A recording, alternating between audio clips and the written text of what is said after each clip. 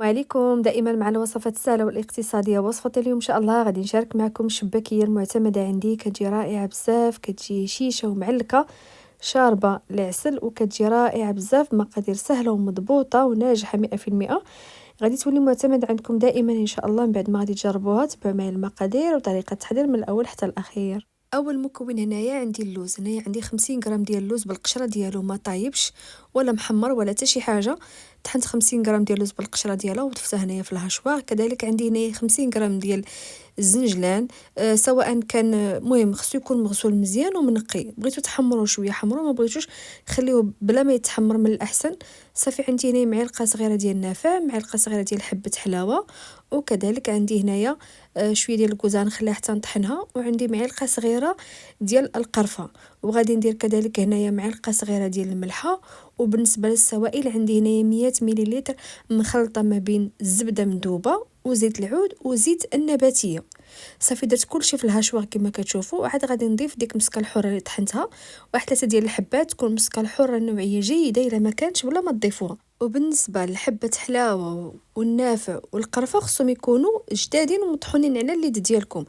صافي كنطحن المكونات ديالي مزيان في الهاشوار. كذلك ممكن طحنوا في الخلاط الكهربائي. هنا كنبدا نهبط الخليط ديالي كيكون في الجناب. خصنا نطحنوا مزيان حتى يجي القوام ديالنا ليس، يجي كلشي مطحون مزيان. هنايا خديت القصريه ديالي وضعت فيها نص كيلو ديال الدقيق الفورس. غنضيف معلقه صغيره ديال الخميره ديال الحلويات. وبالنسبه للخميره المعجونه او خميره الحبيبات ما غاديش نضيفها نهائيا، اللي غادي نخدمها بوحديتي. والا ضفتوا الخميره حبيبات راه كتخمر لكم العجين وحتى الشكل ما غاديش يجيكم مزيان. صافي من بعد غادي نضيف الخليط اللي طحنا كما شفتوا معايا هكا. خصو يجي القوام ديالو، ما خصو يكون مطحون مزيان مزيان على هذا الشكل هذا كما كتشوفوا. صافي غادي نوضع ديك الكميه كامله اللي طحنت، وغادي نضيف هنا واحد معلقه كبيره ديال الخل، حتى 2 معالق فقط لا اقل ولا اكثر. وغادي نضيف هنا صفار ديال البيضه حتى هي ضيفوها، راه كتعطي واحد القوام زوين الشباكيه ديالنا. وبالنسبه للمزهر كما كتشوفوا هذه النوعيه اللي كنستعمل دار العامري. ملي كدوروا القرعه راه كيبان لكم دار العامري مكتوبه اللور. بالنسبه لهاد القرعه هذه بقات لي منها غير شويه. هنايا خديت واحد قطعه ديال الثلج وضعت فيها داك الزعفران شعره وخليته حتى داب. من بعد ضفت عليه المزهر. هو المزهر انا باش عجنت العجين ديالي كنعجن شويه بشويه، يعني كنضيف المزهر شويه بشويه شويه بشويه حتى كنحصل على القوام اللي بغيت. بالنسبه للقوام ديال الشباكيه ما خصوش يجي مرخوف بزاف، خصو يعطيكم الطوع، يعني تجي العجينه كتحسوا بها قاصحه في يديكم وفي نفس الوقت راه كتعطيكم الطوع. بالنسبه لديك القرعه اللي شفتوا ديال المزهر بقى لي فيها غير شويه، تقريبا واحد 4 كاس ديال المزهر اللي بقى لي فيها. صافي كنبدا نجمع مزيان غير بايد في الاول، ومن بعد ملي كتجمع لي العجين كنبقى ندلكها بيديا بجوج كما كتشوفوا معايا حتى ما كيبقاش يبان دقيق. يعني كتعجن العجين ديالنا مزيان حتى كنحصلوا على هذا القوام هذا كما غتشوفوا معايا. فحال هذا الشكل هذا كتبان لكم العجينه فحال مورقه. صافي هنا كنقطع العجين ديالي على قطع فحال هكا. من بعد ما كنشكل الكريات اللي بغيت كنحربل دوك الكريات كاملين، وكناخذ الكره الاولى كندلكها بالمدلك على هذا الشكل هذا كما كتشوفوا. من بعد كنحط واحد الطرف فوق الطرف الثاني على هذا الشكل هذا كما غتشوفوا معايا. صافي غندير لهم كاملين هذه الطريقه هذه. من بعد ما كنساليهم كاملين كناخذ كذلك العجينه الاولى اللي كما شفتوا معايا طويتها في الاول، كنعاود نسرحها بالمدلك على هذا الشكل هذا، وكنعاود نطويها على 3 بحال هذا الشكل هذا. غتشوفوا معايا كنجيب هذا الجنب على هذا الجنب الثاني، ومن بعد غادي نطويها على هذا الشكل هذا. صافي كما كتشوفوا هذه الطريقه هذه. وغندير لهم كذلك نفس الطريقه كاملين وغنجمعهم في بلاستيك غذائي وغنخليهم على جانب. بالنسبه لهاد الطريقه هذه راه كتخلي الشباكيه ديالنا كتجي مرقه وتجي خفيفه. هنايا غادي نجمع العجينه ديالي كامله في هذا البلاستيك الغذائي وغنخليها ترتاح واحد 5 دقائق بما جمعنا المعينات ديالنا اللي خدمنا فيهم. صافي هنايا من بعد ما ارتاحت العجين ديالنا ديال الشباكيه كناخذ العجينه الاولى غنسرحها هنا فوق سطح العمل غير بالمدلك. هنايا انا ما استعملت لا ماكينه لا حتى شي حاجه، خدمت غير بيديا.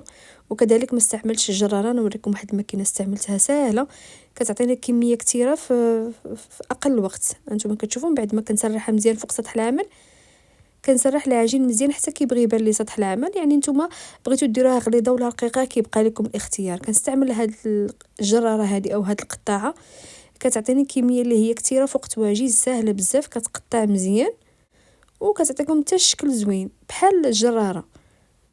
وغادي نشارك معكم طريقه ديال التشباك اللي ساهله بزاف. هنايا ما غاديش ندير المونتاج، غادي نشارك معكم هنايا الصوت ديالي وانا كنخدم في الشباكيه.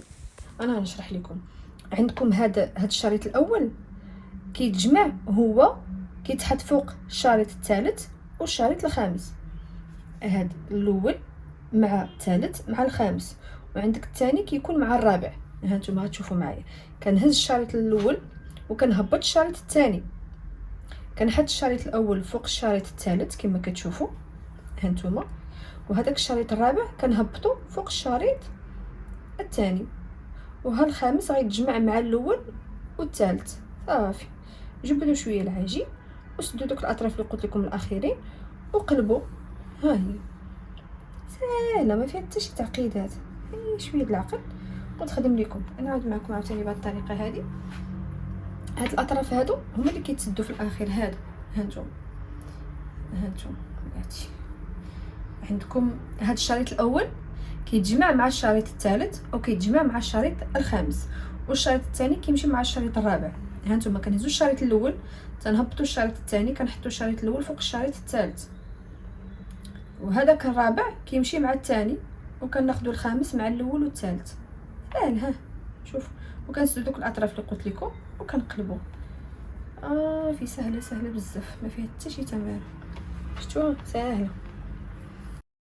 نتمنى تكونوا فهمتوا معايا الطريقه ديال التشباك اللي صراحه اسهل منها ما كاين. كتبغي غير العقل، جربوا الاولى والثانيه وان شاء الله راه غادي تصدق معكم وكتجي الشباكيه اللي رائعه وغزاله وكتستحق التجربه. صافي، من بعد ما غنسالي الطريقه ديالي كامله ديال التشباك، عاد غادي ندوزو للطريقه ديال القلي والتعسال اللي هما مهمين بزاف في الشباكيه. هنايا بالنسبه للشباكيه ديالنا كما كتشوفوا كتكون ناشفه من الفوق ومن التحت كتكون باقا رطبه. هنايا الا بغيتو ممكن ديروها في الشبكه، الا عندكم شي شبيكه ولا شي بلاصه مهويه، ضروري ما خصها تنشف من جوج ديال الجهات، ما خصكمش ديروها هي معجنات. بالنسبه للشباكيه من بعد ما كنشبكها انا ما كنبيتهاش نهائيا، كنتسنى عليها واحد ساعه ولا جوج ديال السوايع دغيا كتنشف، خصوصا درت كميه قليله. صافي، من بعد ما كتنشف مباشره غادي نشارك معكم العسل اللي من الاحسن استعملوا النوعيه اللي كتكون جيده. الا عندكم ما عندكم صافي ديك الساعه كتستعملوا اللي متوفر عندكم.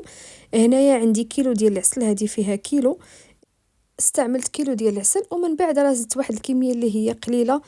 هنايا صافي كنوضع العسل ديالي هنايا في هذا الاناء، ضروري ما تتوجدوا قبل ما تبداو تقليو. وكذلك بالنسبه للزيت هي تكون نوعيه خفيفه باش ما كتحرق لكم الشباكيه. بالنسبه للنوعيه اللي استعملت ديك القرعه الصفراء، الزيت ديالها خفيفه وما كتحمرش دغيا، كتحمر غير شويه بشويه. صافي، خديت هنايا مقله وضعت فيها كميه ديال الزيت وخليت الزيت حتى سخنات شويه، ومن بعد نقصت البوطه وضعت الكميه اللي غتكفيني ديال الشباكيه وتنحركها غير بهذا العود خشبي كما كتشوفوا، هذا العود ديال الشواء. صافي كنبدا نحركها باش كتحمر مزيان والنار كتكون مهيله، ومن بعد ما كتحمر شويه من التحت كنقلب الشباكيه ديالي على الوجه الثاني. كنستعمل هذه الطريقه هذه حتى كتحمر من جوج جهات، وكنكونوا موجدين العسل ديالنا والصفايه وكلشي كيكون واجد قبل ما كنبداو نقليو الشباكيه ديالنا. صافي، هنايا من بعد ما طيب كنطفيو على البوطه، هنايا مباشره غناخذ الشباكيه غنطفيها في العسل كما كتشوفوا. هنا العسل انا عندي خفيفه شويه، ومني غادي نضيف عليها الشباكيه وهي سخونه راه كتزيد تخفاف. الا عندكم العسل ثقيله بزاف ممكن تسخنوها، انا ما درتهاش تسخن لان عندي العسل كما شفتوا راه خفيفه. وكنعاود نقول لكم ملي كتطفيو عليها الشباكيه وهي سخونه راه كتزيد تخفاف. وفي هذا الاثناء هذا طفيت على البوطه، ما خصش المقله تبقى سخونه او الزيت تبقى سخونه.